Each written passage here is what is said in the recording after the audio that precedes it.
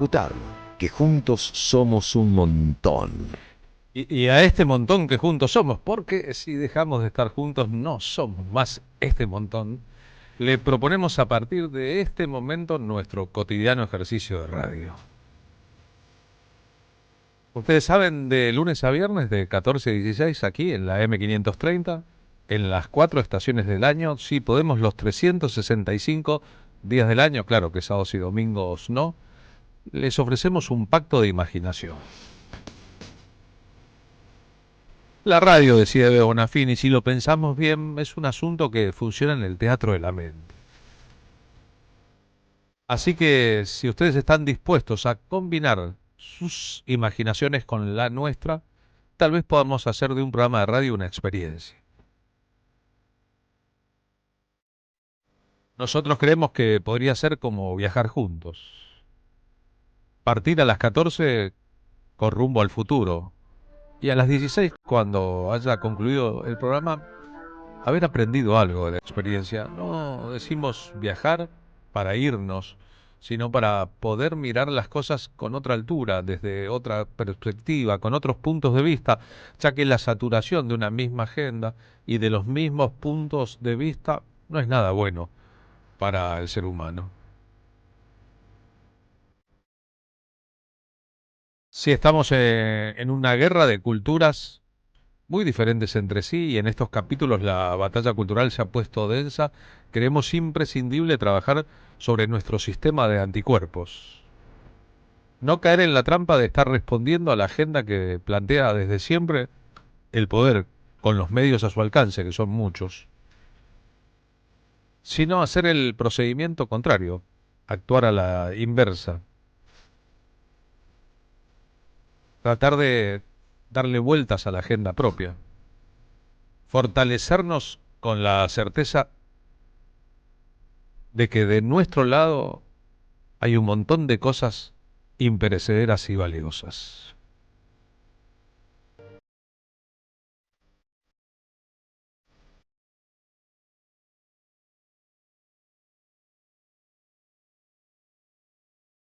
Así que si están de acuerdo, como suena el Mirage este de Jean-Luc Ponty en la radio, nosotros ponemos primera.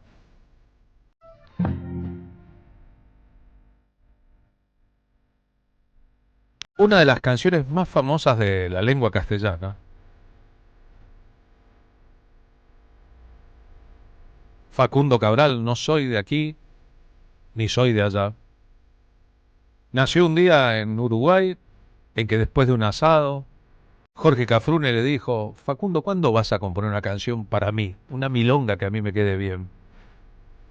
Facundo se fue a dormir después de libar abundantemente y se levantó al día siguiente con No soy de aquí ni soy de allá, impectore. Pero la canción nunca hubiese tenido el éxito notabilísimo que tuvo en la lengua española de no haber existido la grabación que en Madrid hizo de ella Alberto Cortés.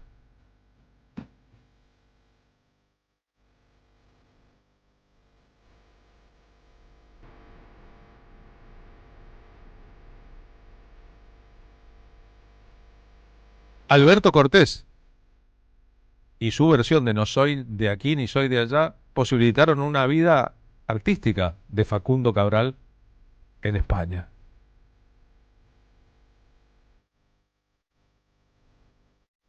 El asunto es que vivió tanto tiempo hasta su partida de este mundo, un día como hoy, el 4 de abril de 2019, en Madrid, que para muchísima gente Alberto Cortés era un cantante español.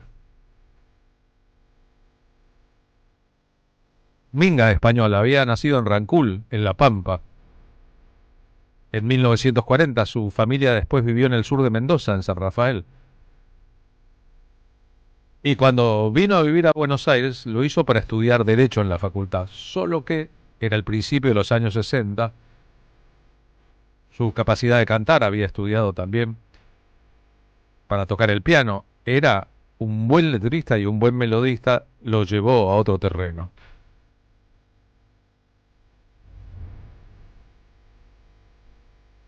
Si por él hubiera sido, hubiera cantado siempre repertorio folclórico o tango. Le iban bien Atahualpa Yupanqui, las milongas, las canciones camperas, el repertorio de los clásicos del tango, pero al vivir en España tuvo que adecuarse a las necesidades del negocio de la música.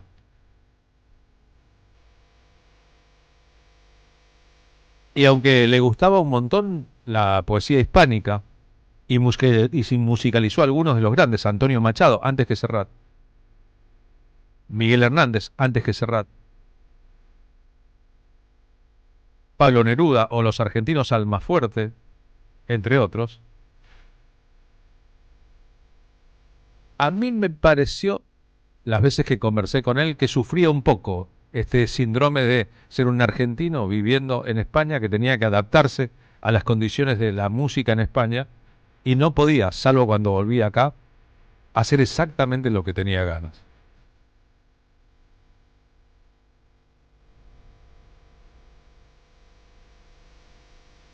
La presencia en la industria discográfica española de otro argentino exiliado, aquel que terminó su vida con una tragedia, Waldo de los Ríos, un enorme arreglador, le facilitó un poco las cosas cuando en los años 60, 1965, Cortés, a los 25, se estableció en Madrid.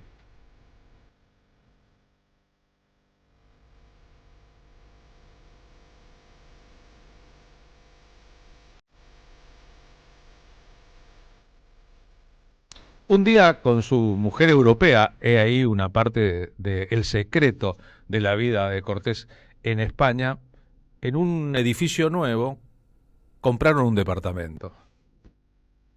Antes en ese departamento había habido un señor que tenía una casa y en esa casa vivía un perro. El señor murió, se hizo una sucesión, hicieron un edificio, el perro permaneció. Es decir, era un edificio con un perro que reclamaba el territorio como propio.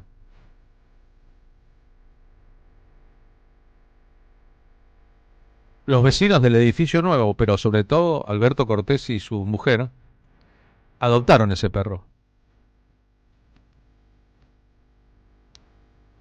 Pero el perro era un perro callejero.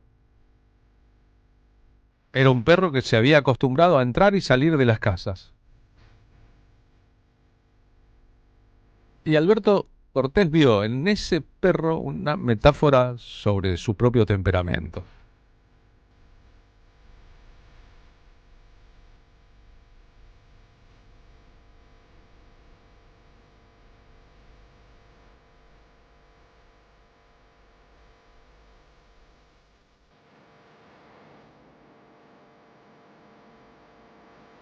A veces un cantor al componer inventa un mundo. Otras veces ve el mundo y a partir de su mirada puede contarnos una historia. Esta es una de las canciones más exitosas de las que Cortés escribió, y fueron muchas.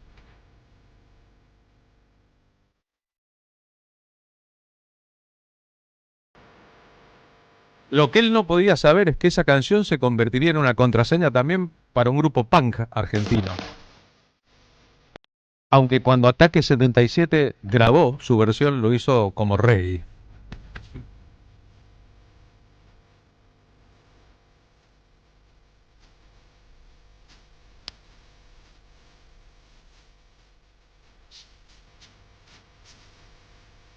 Como en realidad cuando se estableció en Europa, aquí había tenido un éxito mega comercial en el 63, antes de las invasiones británicas, con un cha-cha-cha que se llamaba el suku suku. Pero la verdad que no debía gustarle nada tener que ganarse los mangos y el nombre artístico con una temática como esa.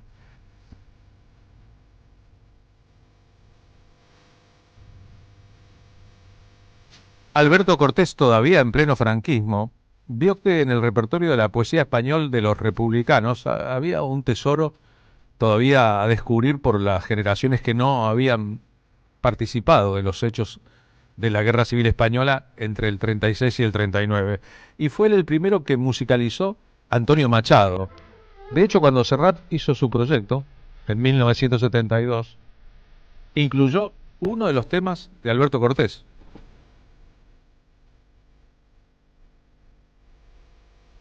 Las moscas.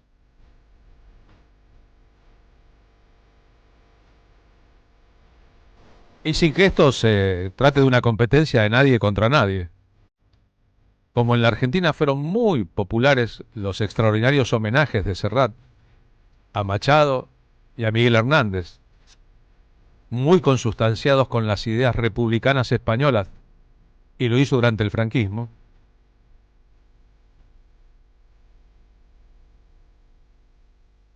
hay que decir que Alberto Cortés lo hizo y lo hizo antes. Tanto el repertorio de Machado como el de Miguel Hernández.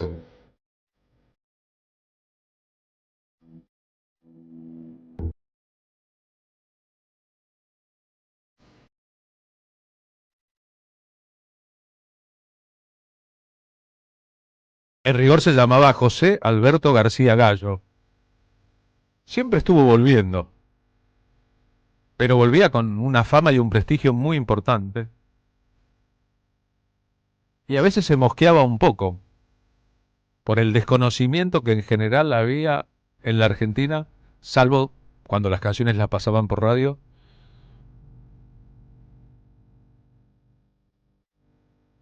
de su carácter de embajador de la cultura de este país.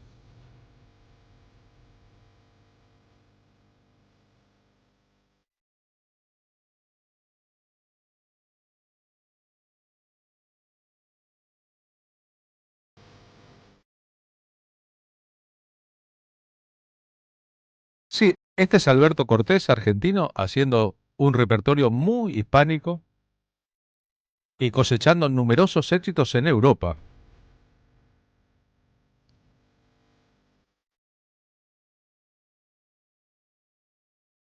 Era imposible hacer una carrera como cantante de folclore allí donde él vivía. El mercado y la vida le pedían otras cosas. Yo creo que si él hubiera podido, se hubiera quedado en un repertorio en que la obra de Atahualpa Yupanqui resultara central. En España lo mimaron mucho. La industria lo mimó mucho. Ganó el Grammy Latino a la Excelencia en el 2007, la Medalla de Oro al Mérito en las Bellas Artes en 2015.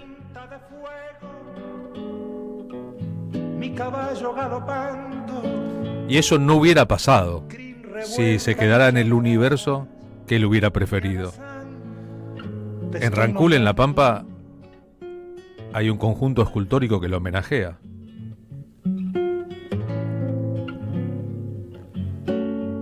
En Buenos Aires, en los años 50, él había cantado tango. Incluso en una oportunidad reemplazando a Julio Sosa en la orquesta de Armando Pontier. Después cantó jazz, hizo una gira nacional con la Jazz San Francisco. Te estoy nombrando, oscura cinta de niebla. Cuando viajó a Europa lo hizo como cantante del grupo del armoniquista santiagueño Hugo Díaz. ¿Cómo fue que no lo viste? ¿Qué estrella estabas buscando? Y fue en Bélgica donde un productor lo escuchó cantar y dijo: este se tiene que quedar aquí. Basta de cantar el sucu sucu, Sabor a mí, Las Palmeras, Un día de sol. Solito se fue. Escuchemos los discos de Jacques Brel y hagamos en castellano una obra que se pretenda a esa altura. Mi caballo. Se casó con una pintora belga, con ella vivió hasta el final de su vida. Y en España se le abrieron un montón de puertas. Terminaba su era de frivolidades, empezara su era de cantautor. En una horqueta del Tala. Cuando marco esto del repertorio de la poesía española musicalizada por Alberto Cortés antes que Serrat, digo que en el 67 apareció un disco en que tenía sus canciones a partir de las obras de Machado, Góngora, Lope de Vega, Francisco de Quevedo y el Marqués de Santillana. Si es como dicen algunos, que hay cielo pa'l buen caballo. Recién en la década siguiente haría lo propio Serrat. Galopando galopando. Eso lo llevó a un prestigio internacional muy importante. En México, por ejemplo, ese repertorio en los años 60, con Televisa detrás, fue un éxito considerable. ¿Cómo fue que no lo viste? ¿Qué estrella estabas buscando? En la Argentina, con su primer retorno, eso ocurrió cuando terminaba la década del 60, los programas como los de Pipo Mancera, Sábados Circulares, etcétera, lo presentaban como el eco de una personalidad de la cultura argentina que se había ido muy lejos y estaba haciendo una cosa completamente diferente. Tardó después otros 10 años en volver.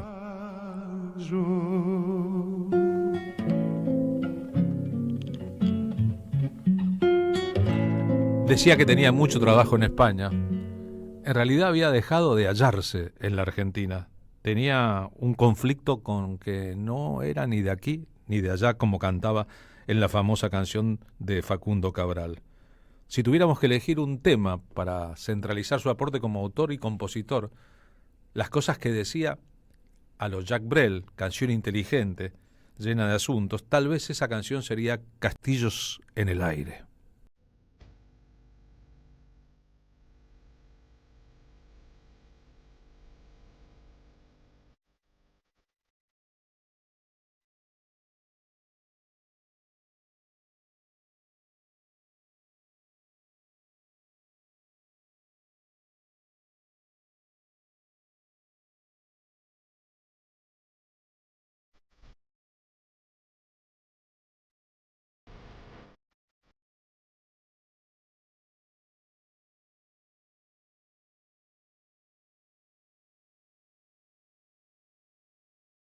Alberto Cortés murió el jueves 4 de abril de 2019 en un hospital de Madrid a los 79 años.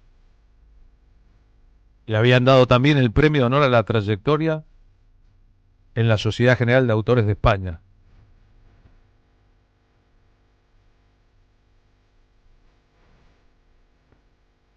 En los últimos años se dedicó básicamente a proyectos con orquestas sinfónicas. Su repertorio histórico, canciones que le gustaban de Jaime Dávalos, por ejemplo, de Atahualpa Yupanqui, por ejemplo, con grandes orquestas, incluyendo aquí la orquesta del Teatro Colón.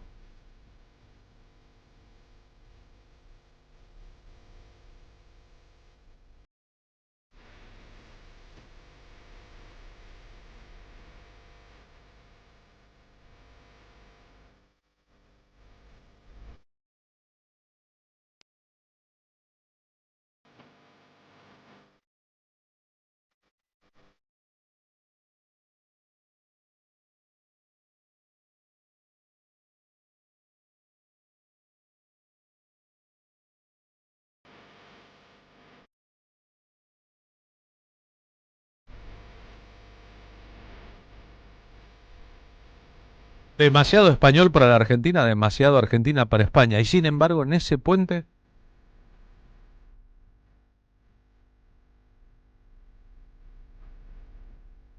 logró en su esplendor una popularidad muy importante allí y aquí.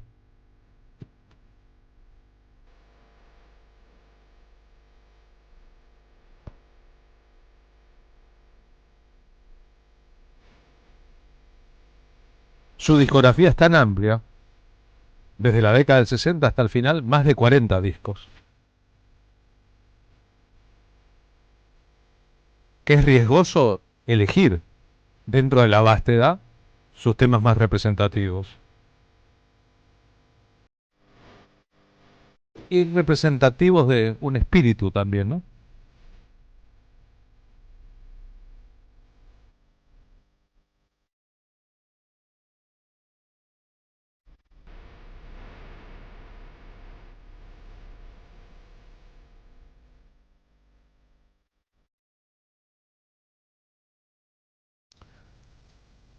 Recuerdo un encuentro con él en Buenos Aires en plena era del menemismo consolidado y la extrañeza que sentía con esa Argentina que le devolvía tal vez una de las peores máscaras posibles. Él había partido en los años 60, volvió muy esporádicamente y se encontraba con una ciudad que conocía al dedillo, de sus andanzas nocturnas en la juventud, llena de shoppings, de fórmica y de liderazgos de pacotilla. cantaba y le gustaba mucho un poema de Jorge Luis Borges que grabó bajo el título de La lluvia sucede en el pasado. Tal vez ahí volvían las imágenes de su infancia. Y un padre que, como todos, estuvo y ya no estaba.